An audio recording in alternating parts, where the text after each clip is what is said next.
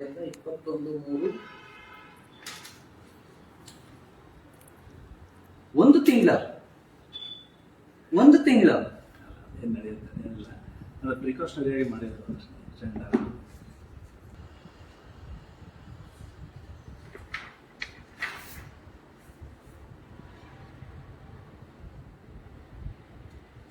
ಸ್ನೇಹಿತರೆ ನಮಸ್ತೆ. ಬಾಗಲಕೋಟೆಯಲ್ಲಿ ಮೊನ್ನೆ ನಡೆದಂತಹ ಘಟನೆ ನಿಜಕ್ಕೂ ಹಿಂದೂ ಸಮಾಜ ಬಹಳ ಜಾಗೃತವಾಗಿ ಎಚ್ಚರ ವಹಿಸಬೇಕಾದಂತ ಸಮಯ ಇದೆ. ಸ್ನೇಹಿತರೆ, ಛತ್ರಪತಿ ಶಿವಾಜಿ ಮಹಾರಾಜರ ಜಯಂತಿಯ ಅಂಗವಾಗಿ ಬಾಗಲಕೋಟೆಯಲ್ಲಿ ನಡೀತಾ ಇದ್ದಂತ ಆ ಶೋಭಾಯಾತ್ರೆಯ ಮೇಲೆ ಜಿಹಾದಿ ಮನಸ್ಥಿತಿಯ ಕೆಲವು ಮುಸಲ್ಮಾನ್ ಯುವಕರು ಕಲ್ಲು ಹೊಡಿತಾರೆ ಅನ್ನೋದಾದ್ರೆ ಅವರ ಮನಸ್ಥಿತಿ ಎಲ್ಲಿಗೆ ಬಂದಿದೆ? ಇದನ್ನ ಶಾಂತಿಯುತವಾದಂತ ಸಮುದಾಯ ಅಂತ ಕರೀಲಿಕ್ಕೆ ಸಾಧ್ಯವ? ನಾವು ನೀವೆಲ್ಲರೂ ಕೂಡ ಇದನ್ನು ಬಹಳ ಗಾಢವಾಗಿ ಚಿಂತಿಸಬೇಕಾದಂತ ಸಮಯ ಇದು. ಸ್ನೇಹಿತರೆ, ನಾನು ಬಾಗಲಕೋಟೆಗೆ ಬರಬೇಕಾಗಿತ್ತು. ಆ ವಿಚಾರವಾಗಿ ನಾಳೆ ಮತ್ತು ನಾಡ್ದು ನಂದು ಬಾಗಲಕೋಟೆಯಲ್ಲಿ ಪ್ರವಾಸ ಇತ್ತು. ಆದ್ರೆ ಬಾಗಲಕೋಟೆ ಜಿಲ್ಲಾಡಳಿತ, ಕರ್ನಾಟಕ ಸರ್ಕಾರ, ಈ ಕಾಂಗ್ರೆಸ್ ಸರ್ಕಾರ ಬಂದ ದಿನದಿಂದನೂ ಕೂಡ ಹಿಂದೂಗಳ ಧ್ವನಿಯನ್ನ ಹತ್ತಿಕ್ಕುವಂತಹ, ನಮ್ಮ ಧ್ವನಿಯನ್ನ ಕುಂಠಿತಗೊಳಿಸುವಂತಹ ಕೆಲಸವನ್ನ ಮಾಡಿಕೊಂಡೇ ಬಂದಿದೆ. ನಿರಂತರವಾಗಿ ಹಿಂದೂ ಕಾರ್ಯಕರ್ತರ ಧ್ವನಿಯನ್ನ ಅಡಗಿಸುವ ಕೆಲಸವನ್ನ ಮಾಡಿಕೊಂಡು ಬಂದಿದೆ.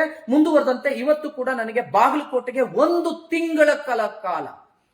ತಿಂಗಳುಗಳ ಕಾಲ ನನ್ನನ್ನು ಬಾಗಲಕೋಟೆಗೆ ನಿರ್ಬಂಧಿಸಿ ಆದೇಶ ಕೊಟ್ಟಿದ್ದಾರೆ. ಇವತ್ತು ಒಂದು ತಿಂಗಳು ನಾನು ಬಾಗಲಕೋಟೆಗೆ ಬರೋಂಗಿಲ್ಲ. ಸಂವಿಧಾನದಲ್ಲಿ ವಾಕ್ ಸ್ವಾತಂತ್ರ್ಯ, ಅಭಿವ್ಯಕ್ತಿ ಸ್ವಾತಂತ್ರ್ಯ ಇದೆ. ಶಾಂತಿಯುತವಾಗಿ ಒಂದು ಕಡೆ ಸಭೆ ನಡೆಸುವಂತ ಸ್ವಾತಂತ್ರ್ಯ ನಮಗಿದೆ. ಇಡೀ ದೇಶದಲ್ಲಿ ನಾನು ಎಲ್ಲಿಗೆ ಬೇಕಾದ್ರೂ ನಾನು ಹೋಗಿ ಬರಬಹುದಾದಂತ ಹಕ್ಕು, ಯಾವುದೇ ನಿರ್ಬಂಧವಿಲ್ಲದೆ ಸಂಚರಿಸುವ ಹಕ್ಕು ನನಗಿದೆ. ಆದ್ರೆ ಈ ಸಂವಿಧಾನದ ಎಲ್ಲ ಹಕ್ಕುಗಳನ್ನ ಕೇವಲ ಹಿಂದೂ ಕಾರ್ಯಕರ್ತರಿಗೆ ಮಾತ್ರ ನಿರ್ಬಂಧ ಮಾಡಲಾಗುತ್ತೆ. ನಮ್ಮಿಂದ ಈ ಸಂವಿಧಾನ ಕೊಟ್ಟಿರ್ತಕ್ಕಂಥ ಹಕ್ಕುಗಳನ್ನ ಈ ಕಾಂಗ್ರೆಸ್ ಸರ್ಕಾರ ಬಂದ ದಿನದಿಂದ ಕಿತ್ಕೊಳ್ಳಲಾಗ್ತಾ ಇದೆ. ಆದ್ರೆ ಆ ಮಸೀದಿಯ ಒಳಗಡೆ ನಿಂತು ಕಲ್ಲೊಡಿತಾರಲ್ಲ, ಅವರಿಗೆ ಮಾತ್ರ ಯಾವ ಶಿಕ್ಷೆಯೂ ಇಲ್ಲ. ಸರ್ಕಾರ ಬಂದಾಗ ಈ ಗುಂಪು ಗಲಭೆಗಳೇನಾಗ್ತವೆ ಅವುಗಳ ಮೇಲಿನ ಕೇಸನ್ನ ತೆಗೆದುಹಾಕ್ತು. ಹುಬ್ಬಳ್ಳಿಯಲ್ಲಿ ಕೇಸು ತೆಗೆದುಕೊಂಡು ಅವರ ಮೇಲೆ ಆಗಿದ್ದಂತ ಕೇಸುಗಳನ್ನ ಹಿಂಪಡೆದ ಕಾರಣ, ಡಿಜೆಹಳ್ಳಿಲಿ ಅವ್ರ ಮೇಲಾದಂತ ಕೇಸುಗಳನ್ನ ಹಿಂಪಡೆದ ಕಾರಣ ಇವತ್ತು ಮತ್ತೆ ಛತ್ರಪತಿ ಶಿವಾಜಿ ಮಹಾರಾಜರ ಶೋಭಾಯಾತ್ರೆ ಮೇಲೆ ಕಲ್ಲಿನ ಮತ್ತು ಚಪ್ಪಲಿಯ ಎಸೆತವನ್ನ ಮಾಡ್ತಾ ಇದ್ದಾರೆ ಈ ಕೆಲವು ಮುಸ್ಲಿಂ ಗೂಂಡಾಗಳು. ಸ್ನೇಹಿತರೆ, ಇವರು ಹಿಂದೂ ಸಮಾಜವನ್ನ ಏನ್ ಅನ್ಕೊಂಡಿದ್ದಾರೆ? ನಾವು ನಿರ್ವೀರ್ಯ ಸಮಾಜವ? ನಿಮ್ಮ ಮೊಹರಂ ಬಂದಾಗ ನಿಮ್ಮ ಜೊತೆ ಶಾಂತಿಯುತವಾಗಿ ಎಷ್ಟು ಚೆನ್ನಾಗಿ ನಾವು ಆ ಮೊಹರಂ ಅನ್ನ ನಡೆಸ್ಕೊಡ್ತಾರೆ ನಮ್ಮ ಹಿಂದೂ ಸಮಾಜ.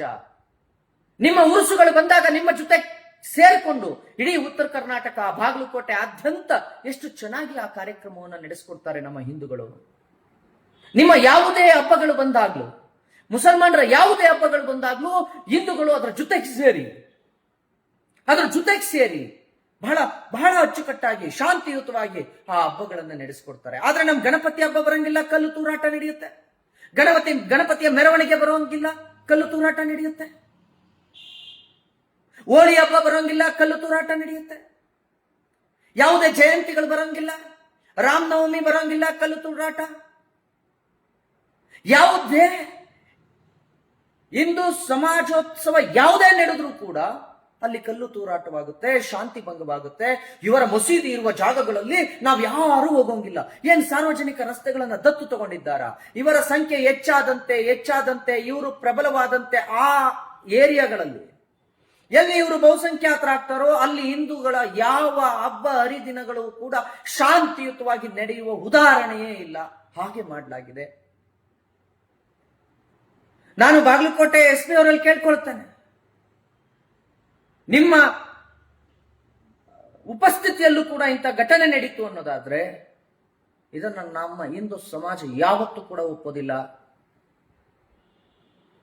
ಹೇಳಿ ಅವರಿಗೆ ನೀವು ಇದ್ದ ಕಾರಣಕ್ಕೆ ಕಲ್ಲು ಹೊಡೆದವರು, ಚಪ್ಪಲಿ ಎಸೆದವರು ಇನ್ನೂ ಉಳಿದಿದ್ದಾರೆ. ಕಾನೂನು ಇರೋ ಕಾರಣಕ್ಕೆ ಉಳಿದಿದ್ದಾರೆ, ಸಂವಿಧಾನ ಇರೋ ಕಾರಣಕ್ಕೆ ಉಳಿದಿದ್ದಾರೆ. ಅವರು ಸಂವಿಧಾನ ಕಾನೂನಿಗೆ ಬೆಲೆ ಕೊಡದೆ ಹೀಗೆ ನಡ್ಕೊಳ್ತಾ ಹೋದ್ರೆ ಹಿಂದೂ ಸಮಾಜ ನಿರ್ವೀರ್ಯ ಸಮಾಜವಲ್ಲ ಅಂತ ಹೇಳಿ, ಹಿಂದೂಗಳ ಕೈಕಟ್ಟಿ ಕೂರೋದಿಲ್ಲ ಅಂತ ಹೇಳಿ, ಅವರು ಚಪ್ಪಲಿ ಎಸ್ತಿದ್ದು ಯಾವುದೋ ಕಾರ್ಯಕರ್ತರ ಮೇಲಲ್ಲ, ಅವರು ಚಪ್ಪಲಿ ಎಸ್ತಿದ್ದು ಹಿಂದೂಗಳ ನಂಬಿಕೆ ಮೇಲೆ, ಹಿಂದೂಗಳ ಧಾರ್ಮಿಕ ನಂಬಿಕೆ ಮೇಲೆ. ನಮ್ಮ ಧಾರ್ಮಿಕ ನಂಬಿಕೆಗೆ ಧಕ್ಕೆ ಆದ್ರೆ ಪರಿಣಾಮ ಸರಿ ಇರೋದಿಲ್ಲ. ದಯವಿಟ್ಟು SP ಅವರೇ ಮತ್ತು ಪೊಲೀಸ್ ಇಲಾಖೆ ಆಗಿರ್ಬೋದು, ಕಾಂಗ್ರೆಸ್ ಸರ್ಕಾರವಾಗಿರ್ಬೋದು, ಕರ್ನಾಟಕ ಆಡಳಿತವಾಗಿರ್ಬೋದು, ಸಂಪೂರ್ಣವಾಗಿ ಹೇಳ್ತಾ ಇದ್ದೇವೆ, ಹಿಂದೂ ಕಾರ್ಯಕರ್ತರು ನಿರ್ವೀರ್ಯರಲ್ಲ. ಇದೇ ರೀತಿ ಮುಂದುವರೆದ್ರೆ ಪರಿಣಾಮ ಸರಿ ಇರೋದಿಲ್ಲ. ಇವತ್ತು ನಾನು ಬಾಗಲಕೋಟೆಗೆ ಬರ್ತೀನಿ ಅಂತ ಅಂದ್ರೆ ಯಾಕೆ ನಾವು ಬರಬಾರ್ದ? ನಮಗೆ ಹಕ್ಕಿಲ್ವಾ? ಸಂವಿಧಾನದಲ್ಲಿ ನಮಗೆ ರೈಟ್ಸ್ ಇಲ್ವಾ? ನಾವು ಬಂದ್ರೆ ನಿಮಗೆ ಕೋಮುಗಲಭೆ ಆಗುತ್ತೆ. ಏನಾಯ್ತು ಮೊನ್ನೆ? ಹಾಗಾದ್ರೆ ಯಾಕಾಯ್ತದು? ಪೊಲೀಸರ ಉಪಸ್ಥಿತಿಯಲ್ಲಿ ಆಯ್ತಲ್ರಿ ಆ ಗಲಾಟೆ. ಯಾಕಾಯ್ತು? ನಾಗಮಂಗಲಕ್ಕೆ ಪುನೀತ್ ಕೆರೆಳಿ ಹೋಗಿದ್ನ? ಬಾಗಲಕೋಟೆಗೆ ಪುನೀತ್ ಕೆರೆಳಿ ಬಂದಿದ್ನ? ಇಲ್ಲೆಲ್ಲ ನೀವು ಮಾಡುವ ಅನ್ಯಾಯಗಳ ವಿರುದ್ಧ ನಾವು ಧ್ವನಿ ಎತ್ತಿದ್ರೆ ನಾವು ಬಂದ್ರೆ ಕೋಮುಗಲಭೆ ಆಗುತ್ತೆ ಅಂತ ಹೇಳಿ ನಮಗೆ ನೋಟಿಸ್ ಕೊಟ್ಟು ಜಿಲ್ಲೆಗೆ ನಿರ್ಬಂಧ ಹೇರ್ತೀರಿ ಅನ್ನೋದಾದ್ರೆ, ನಿಮಗೆ ದುಷ್ಟ ಶಕ್ತಿಗಳನ್ನ ದಮನ ಮಾಡುವ ಶಕ್ತಿ ಇಲ್ಲ, ಅದನ್ನ ಪ್ರಶ್ನೆ ಮಾಡುವವರ ಧ್ವನಿಯನ್ನ ಹತ್ತಿಕ್ಕುವ ಶಕ್ತಿ ಇದೆ ಅಂತ ಹೇಳಿ ನೀವು ನಿಸ್ಸಹಾಯಕರಾಗಿ ನಮಗೆ ನೋಟಿಸ್ ಕೊಡ್ತಾ ಇದ್ದೀರಿ. ನಿಮ್ಮ ಕೈಲಿ ಆ ದುಷ್ಟ ಶಕ್ತಿಗಳನ್ನ ತಡೆಯೋಕಾದ್ರೆ ತಡೀರಿ, ಇಲ್ವಾ ನಮಗ್ ಬಿಡಿ, ನಾವು ತಡಿತೀವಿ. ನಮ್ ಕೈ ಸಾಧ್ಯ ಇದೆ. ಕಲ್ಲು ಎಸೆಯುವವರನ್ನ ಕಟ್ ಹಾಕೋದಕ್ಕೆ ನಮಗೆ ಸಾಧ್ಯ ಇದೆ. ಕಾನೂನನ್ನ ಕೈಗೆತ್ಕೊಳ್ಳೋರನ್ನ ಕಟ್ಟಿ ಹಾಕುವ ತಾಕತ್ತು ನಮಗಿದೆ. ನಿಮಗೆ ಕಾನೂನನ್ನ ಸುವ್ಯವಸ್ಥೆಯನ್ನು ಕಾಪಾಡೋದಕ್ಕೆ ಸಾಧ್ಯ ಇಲ್ಲ ಅಂತ ಅಂದ್ರೆ ಹೇಳಿ. ಹಿಂದೂ ಕಾರ್ಯಕರ್ತರಿಗೆ ಆ ಕಾನೂನು ಸುವ್ಯವಸ್ಥೆಯನ್ನು ಕಾಪಾಡುವ, ಕಾನೂನನ್ನ ಜಾರಿ ಮಾಡುವ ತಾಕತ್ತಿದೆ ಅಂತ. ಸಂವಿಧಾನದ ರಕ್ಷಣೆಯನ್ನ, ಕಾನೂನು ರಕ್ಷಣೆಯನ್ನ ಕಾಕಿ ಹಾಕೊಂಡು ನಿಮ್ ಕೈಲಿ ಮಾಡೋಕ್ಕಾಗ್ಲಿಲ್ಲ ಅಂತ ಅಂದ್ರೆ ಹೇಳಿ ನಮಗೆ. ಅದೇ ಸಂವಿಧಾನ ಕಾನೂನನ್ನ ರಕ್ಷಣೆ ಮಾಡೋ ತಾಕತ್ತು ಹಿಂದೂ ಕಾರ್ಯಕರ್ತರಿಗಿದೆ, ನಾವು ರಕ್ಷಣೆ ಮಾಡ್ಕೊಳ್ತೀವಿ. ಶಾಂತಿಯುತವಾಗಿ ಸಮಾಜವನ್ನು ಇಡೋದಕ್ಕೆ ನಿಮ್ ಕೈಲಿ ಸಾಧ್ಯವಾಗ್ಲಿಲ್ಲ ಅಂತ ಅಂದ್ರೆ ಹೇಳಿ, ನಾವಿಡ್ತೇವೆ ಶಾಂತಿಯುತವಾಗಿ. ಹೇಗೆ ಶಾಂತಿಯುತವಾಗಿ ಇಡಬೇಕು ಅನ್ನೋದು, ಹೇಗೆ ಈ ದುಷ್ಟ ಶಕ್ತಿಗಳ ಧ್ವನಿಯನ್ನು ಅಡಗಿಸಬೇಕು ಅನ್ನೋದು ಪ್ರತಿಯೊಬ್ಬ ಹಿಂದೂ ಕಾರ್ಯಕರ್ತನಿಗೂ ಗೊತ್ತಿದೆ. ನಾವು ಮಾಡ್ತೇವೆ. ನಮ್ಮ ಧ್ವನಿಯನ್ನು ಅಡಗಿಸಲಿಕ್ಕೆ 1 ತಿಂಗಳು 21/2/2026ರಿಂದ 21/3 ಮಾರ್ಚ್ 21ರವರೆಗೂ ಬಾಗಲಕೋಟೆ ಜಿಲ್ಲಾದ್ಯಂತ ಪ್ರವೇಶ ನಿರ್ಬಂಧಿಸಿ ನನಗೆ ಆದೇಶ ಬಂದಿದೆ. ಎಂತ ಹಿಂದೂ ಸಮಾಜ ಇದು? ಕಲ್ಲು ಹೊಡೆಸ್ಕೊಳ್ಳೋದು ನಾವೇ, ನಿರ್ಬಂಧ ಏರಿಸ್ಕೊಳ್ಳೋದು ನಾವೇ.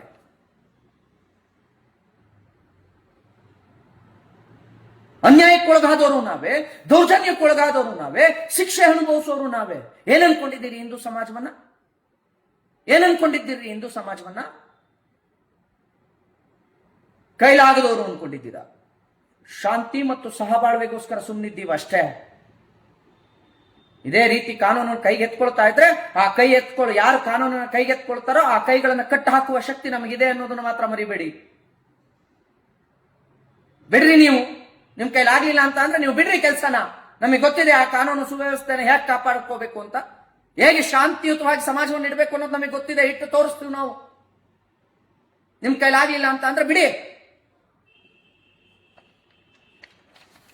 ನಮಗೆ ನಿರ್ಬಂಧ ಹೇಳ್ತಾರೆ. ನಮಗೆ ನಾಚಿಕೆ ಆಗಬೇಕು ನಿಮ್ಮ ವ್ಯವಸ್ಥೆಗೆ.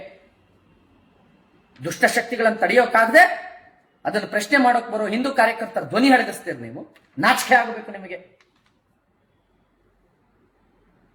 ಪುನೀತ್ ಕೆರೆಹಳ್ಳಿ ಅವರು ಬಾಗಲಕೋಟೆ ಜಿಲ್ಲೆಗೆ ಪ್ರವೇಶ ಮಾಡದಂತೆ ನಿರ್ಬಂಧಿಸಿ ಆದೇಶ ಹೊರಡಿಸಿದ ಕರ್ನಾಟಕ ಸರ್ಕಾರ.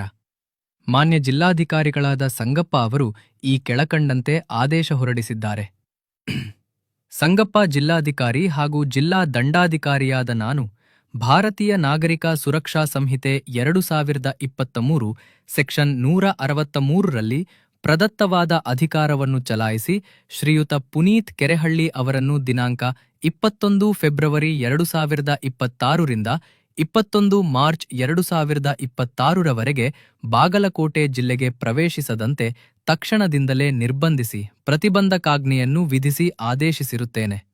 ಪೊಲೀಸ್ ಇಲಾಖೆಯವರು ಈ ಆದೇಶವನ್ನು ತಕ್ಷಣದಿಂದ ಕಟ್ಟುನಿಟ್ಟಾಗಿ ಜಾರಿಗೆ ತರತಕ್ಕದ್ದು. ಪುನೀತ್ ಕೆರೆಹಳ್ಳಿಯವರಿಗೆ ಬಾಗಲಕೋಟೆ ಜಿಲ್ಲೆಗೆ 1 ತಿಂಗಳ ಪ್ರವೇಶ ನಿರ್ಬಂಧ ವಿಧಿಸಿರುವ ಕ್ರಮದ ವಿರುದ್ಧ ಹಿಂದೂ ಕಾರ್ಯಕರ್ತರ ವಲಯದಲ್ಲಿ ತೀವ್ರ ಆಕ್ರೋಶ ವ್ಯಕ್ತವಾಗಿದೆ. ಈ ಕ್ರಮವನ್ನು ಹಿಂದೂ ಕಾರ್ಯಕರ್ತರ ಧ್ವನಿಯನ್ನು ಅಡಗಿಸುವ ತಂತ್ರ ಎಂದು ಕೆಲವರು ಆರೋಪಿಸಿದ್ದಾರೆ. ಸಾಮಾಜಿಕ ವಿಷಯಗಳ ಕುರಿತು ಅಭಿಪ್ರಾಯ ವ್ಯಕ್ತಪಡಿಸುವುದು ನಮ್ಮ ಸಂವಿಧಾನಿಕ ಹಕ್ಕು. ನಿರ್ಬಂಧಗಳ ಮೂಲಕ ಧ್ವನಿ ಕುಂಠಿತಗೊಳಿಸುವುದು ಸರಿಯಲ್ಲ. ಭಾರತೀಯ ಸಂವಿಧಾನದಲ್ಲಿ ಇರುವ ವಾಕ್ ಮತ್ತು ಅಭಿವ್ಯಕ್ತಿ ಸ್ವಾತಂತ್ರ್ಯ, ಶಾಂತಿಯುತ ಸಭೆ ನಡೆಸುವ ಹಕ್ಕು ಮತ್ತು ದೇಶದ ಯಾವುದೇ ಭಾಗದಲ್ಲಿ ಸಂಚರಿಸುವ ಹಕ್ಕು ನಾಗರಿಕರಿಗೆ ಇದೆ. ಈಗ ಈ ಎಲ್ಲಾ ಹಕ್ಕುಗಳನ್ನು ಪುನೀತ್ ಕೆರೆಹಳ್ಳಿ ಅವರಿಂದ ಈ ಸರ್ಕಾರ ಕಿತ್ತುಕೊಂಡಿದೆ. ಇದರ ಬಗ್ಗೆ ನಿಮ್ಮ ಅಭಿಪ್ರಾಯವೇನು ಎಂದು ಕಾಮೆಂಟ್ ಮೂಲಕ ತಿಳಿಸಿ.